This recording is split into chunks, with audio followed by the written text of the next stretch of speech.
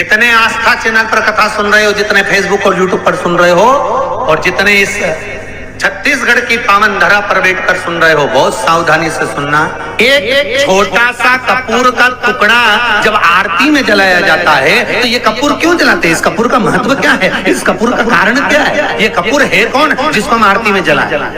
क्या जरूरत इस कपूर को आरती में जलाने की? क्या जरूरत इसको यज्ञशाला में जलाने की? क्या जरूरत है इस कपूर को पूजन में जलाने की? स्वयं गुरु बाबा कहते हैं, यदि कोई आरती में, पूजन में, घर में एक कपूर का टुकड़ा आरती के बाद में जब समर्पित करेगा तो उसको अश्वमेध यज्ञ का पुण्य प्राप्त हो जाएगा। अश्वमेध यज्ञ के पुण्य को पाने के लिए कपूर का टुकड़ा आज भी आरती में जलाया जाएगा। एक कपूर का टुकड़ा सुख का, इसीलिए हमारे यहाँ शास्त्र कहता है महाराज, जब आपको घर में अगर ऐसा लगने लगे कि 15 दिन से बहुत बेचैनी है, बहुत दुख तकलीफ लग रही है, कोई ना कोई बीमार पड़ रहा है, कुछ ना कुछ तकलीफें लग रही है, तो एक पीपल का पत्ता ले लो, उसके ऊपर एक कपूर का टुकड़ा ले लो, सारे घर में घुमाकर उसको दरवाजे के बीच मध्य में जलाकर रख दीजिए। थोड़ी सी 20 से 25 मिनट के अंदर मकान में एनर्जी वापिस आ जाएगी, उस भवन में एनर्जी वापिस प्राप्त हो जाएगी।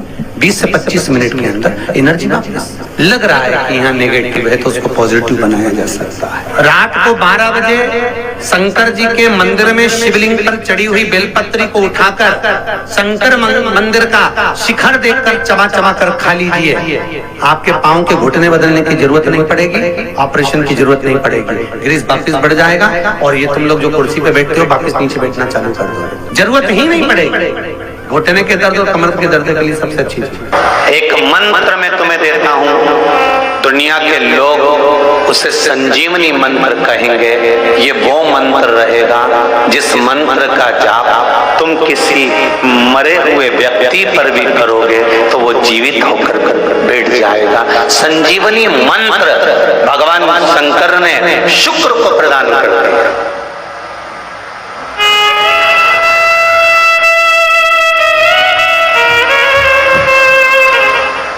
संजीवनी मंत्र, और संजीवनी मंत्र जब भगवान शंकर ने शुक्र को दिया और शुक्र ने उस मंत्र का स्मरण करना प्रारंभ करा तो शुक्र के पास में तो आनंद की अनुभूति हो गई बिना मांगे। शंकर भगवान से शुक्र ने ये नहीं कहा कि मुझे ये मंत्र देना, पर शिव ने दे दिया। और शंकर कभी भी थोड़ा नहीं देता, देता है तो बहुत में देता है। शुक्र, मैंने तुम्हें संजीवनी मंत्र दिया है, इस मंत्र को रखना और मैं तुम्हें देव तुल्य बनाता हूं, तुम ग्रहों में पूजे जाओगे। और शुक्र को भी ग्रह बना दिया, कवि को भी ग्रह बना दिया और पूज्य बना दिया। ध्यान दीजिएगा, महामृत्युंजय मंत्र का क्यों जाप करते हैं? कितने लोग करते हैं? जरा करते हैं, कभी कभी तो करते होंगे, रख लीजिए।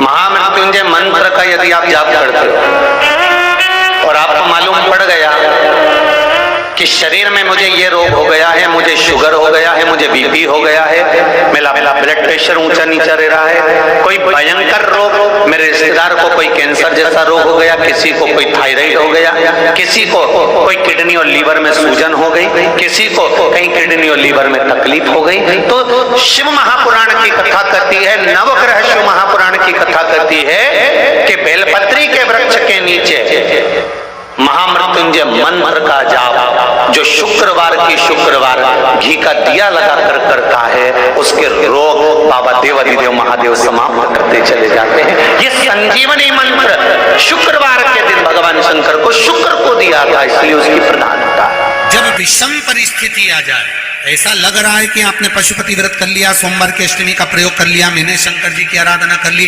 तो भी विषम परिस्थिति चल रही है, अभी तक कोई सुधार आने को तैयार नहीं है, तब शंकर जी के मंदिर में जब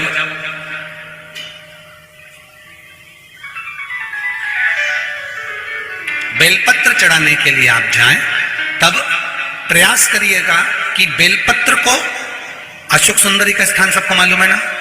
बोलो, जम के बोलो जरा, मालूम है सबको?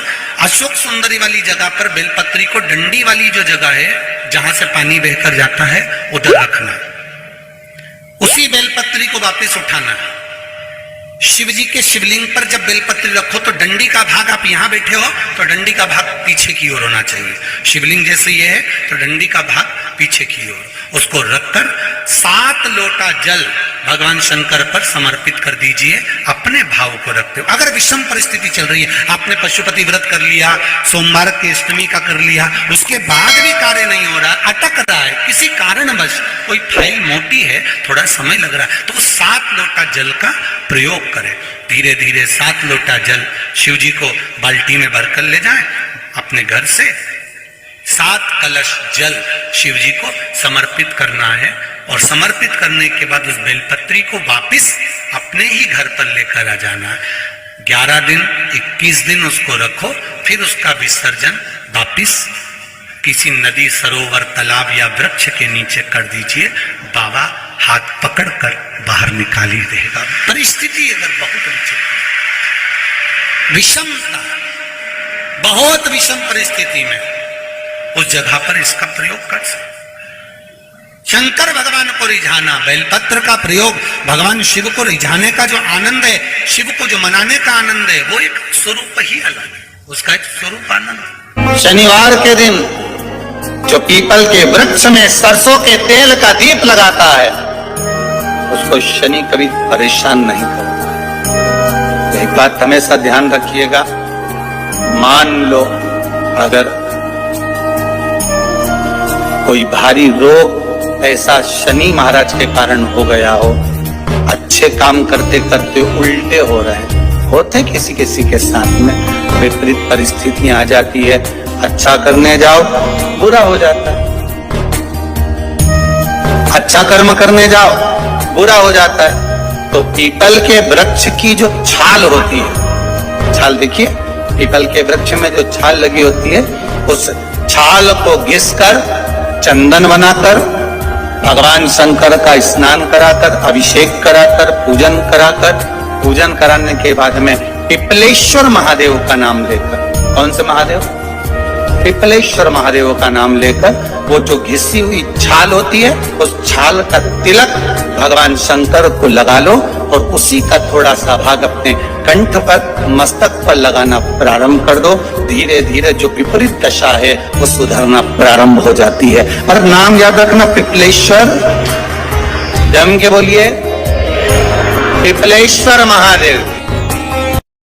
श्री शिवाय नमस्तुभ्यम। मेरे चैनल को सब्सक्राइब करें, बेल आइकन प्रेस करें, जिससे कि आपको लेटेस्ट वीडियो की नोटिफिकेशन मिल जाएगी।